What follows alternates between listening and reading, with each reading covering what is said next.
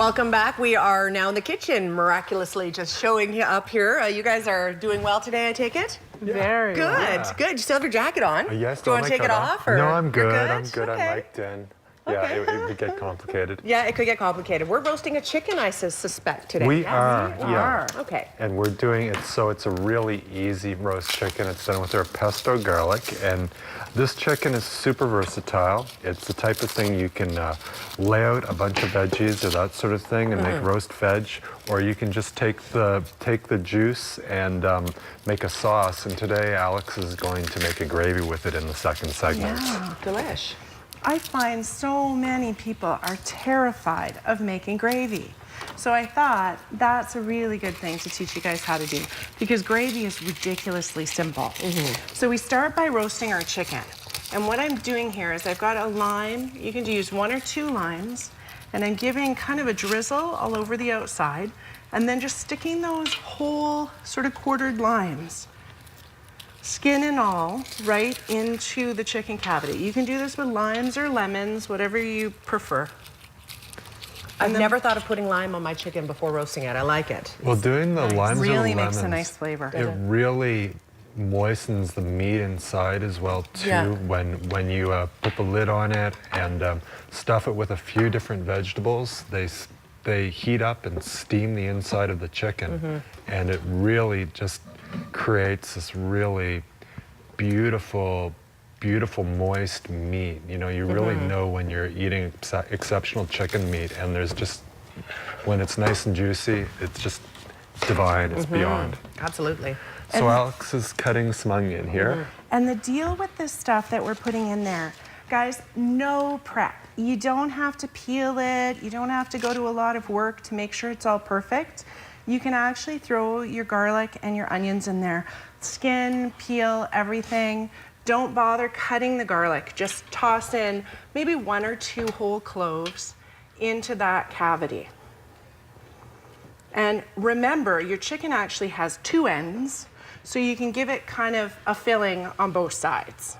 And that's going to ensure there's a lot of moisture inside, and you're getting really incredibly tasty chicken. Do you guys ever leave anything in the pot with it, or do you always put everything into the cavity? That's exactly what we'll do. Often we leave stuff around in the pot. Like we'll often do more vegetables like we're doing. We might add some root vegetables around it, like some potatoes or some carrots on the one hand, or on the other hand, we can often add like tomatoes or that sort of thing. And that's really great if you're doing like pasta for your starch. You can toss the tomatoes with the juices from the chicken into your pasta. Do you want to toss some of those in our roasting tin now, Colin? Yeah, that sounds like a good idea. Is this the pesto? Which this is country the onion? pesto. Okay. You can do country onion too, is gorgeous.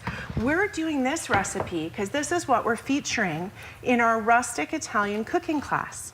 And that's coming up this Friday, the first one. So basically, we have a really amazing woman, Claudia Smith, who wants to invite people to her home to do a cooking party. Nice. So it's a 5-course meal, and we start and we go through each of the courses, helping everybody make them like this, and then share a dinner together. Lovely. So that's this Friday. How do people sign up?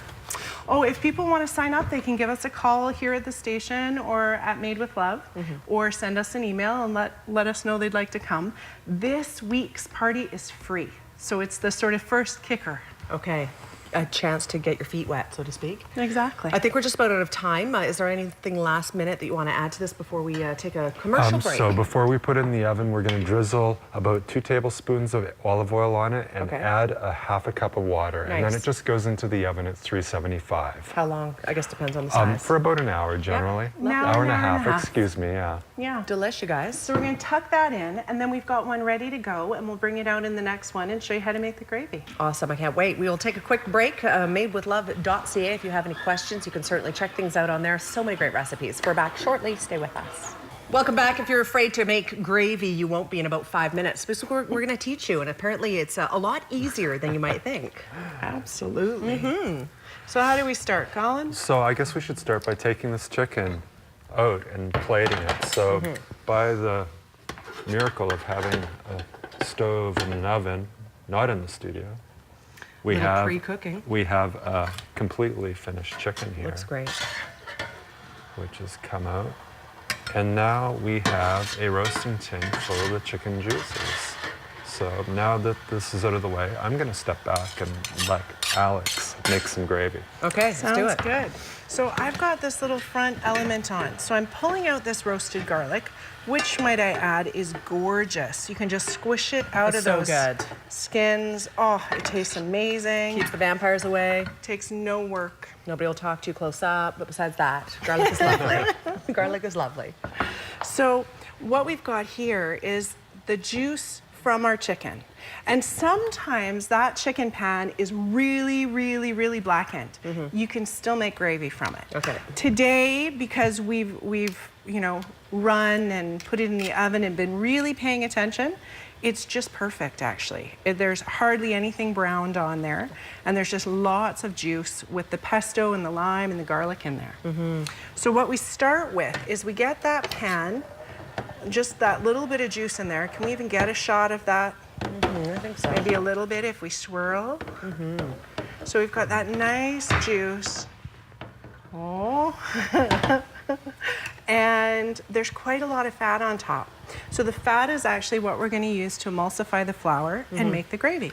So we stick it on the heat, and I've got it really nice and bubbling. And then we add about a 1/4 cup of flour.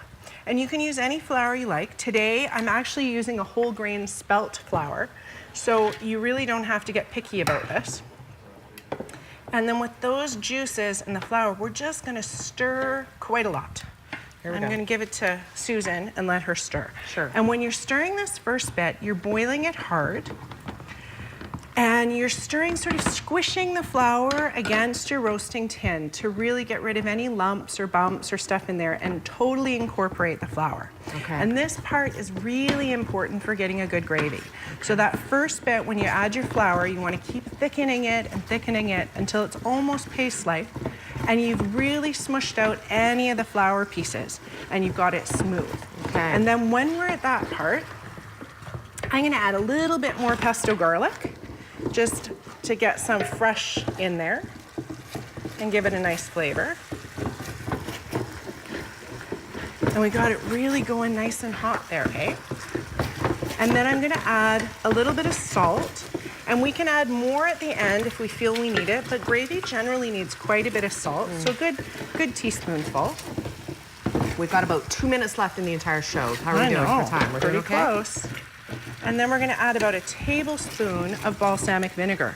Susan, you were saying you use red wine, hey? I do. I throw in a bit of red wine right at the end, and it just gives it that little zing. I really like it. Yeah, the balsamic will do a really similar thing to a red wine or a white wine. And I'm just adding water now, but if you were cooking veggies, like steamed, sort of boiled veggies on the side, save those veggie juices and use them in this part Totally, I instead do of that water too. for your gravy. Absolutely. Broccoli, potato water is awesome. Carrots. Exactly. Absolutely. And then when we get it really nice like that, we're just gonna keep adding a little bit of water. Perfect.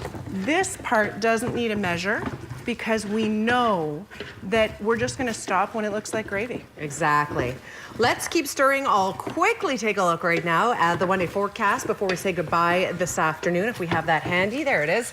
North Thompson will see a 12-degree day for tomorrow under a mix of sun and clouds. Most areas having a fairly cruisy-looking Wednesday. The overnight lows, though, keep in mind risk of frost for most areas. 13 degrees in the Shuswap. And in Kamloops tomorrow, we'll see 14 degrees under mainly sunny skies.